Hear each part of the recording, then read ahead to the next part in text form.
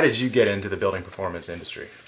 So I went to school for sustainable development, and my focus was actually on planning, land use, transportation, geography, that kind of stuff. I was really interested in how the environment that we design and build for ourselves affects our consumption, our behavior, and how all those across all of humanity really end up having large effects on the world that we live in. Unfortunately, I graduated college into the Great Recession, and municipalities were not doing any major projects. Nobody was hiring. But it turned out that one thing that was being pushed as a big part of recovery was fixing up and improving the energy efficiency of older houses. I don't know if those of you who remember the Great Recession remember the Cash for Clunkers program, where they were offering, inflated trade-in values to turn in your gas guzzler to get a more efficient car. Well, they did something similar for housing. There were really large government incentives out there to train people how to fix up old houses and make them more energy efficient, sort of like a Cash for Clunkers for houses. And so it turned out that there were a lot of people being trained and retrained in that program, and I ended up taking an internship with an engineering firm in Boone that was focused on energy efficiency for existing and new houses. So that was how I got in. That was in 2008. What does your business need in order to grow and be successful? Well, I think that probably the biggest thing we need is for people to recognize the inherent value in what we do and the ways that it can save them, and also for people to recognize that when you take the lowest cost option, that's not always the truly lowest cost option. We don't really do anything groundbreaking here. We're not a bunch of hippies building houses out of straw and dirt and running everything off batteries and solar. All we're doing is going in and doing regular measures with best practices, the way that the code actually says they're supposed to be done.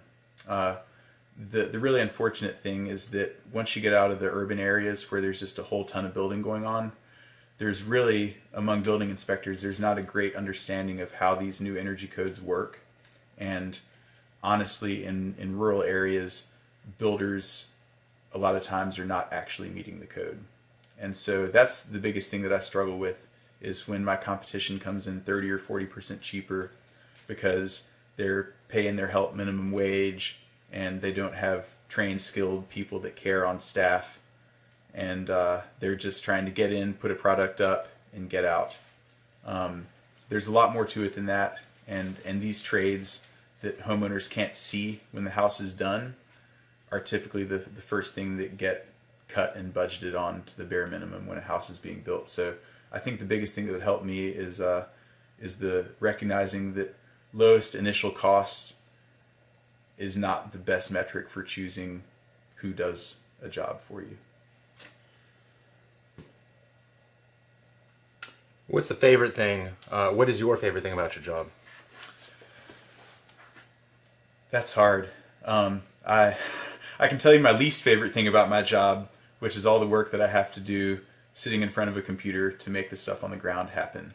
I think my absolute favorite thing about a job is coming in, identifying a problem, and then coming up with a solution to fix it. I really like that deductive process and thinking about what exactly is causing this weird thing to happen and what's going to fix it.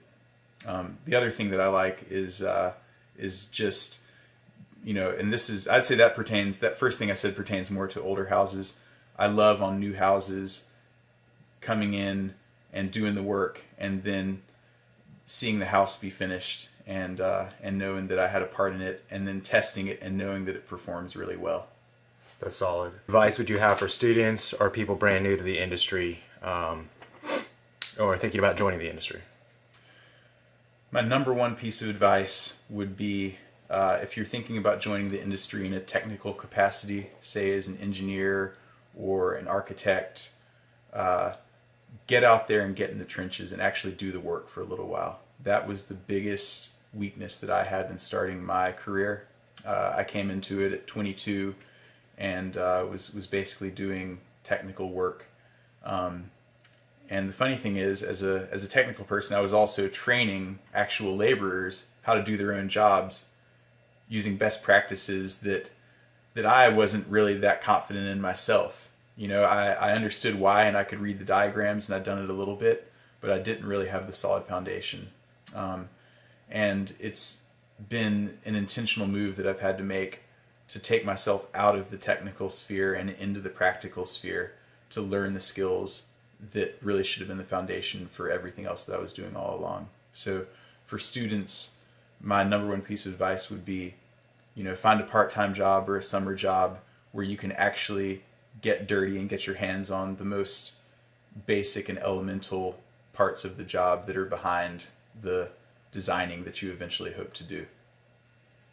Advice, suggestions do you have for someone who's thinking about this for the first time, who, you know, wants to make their home more energy efficient? Where do they start?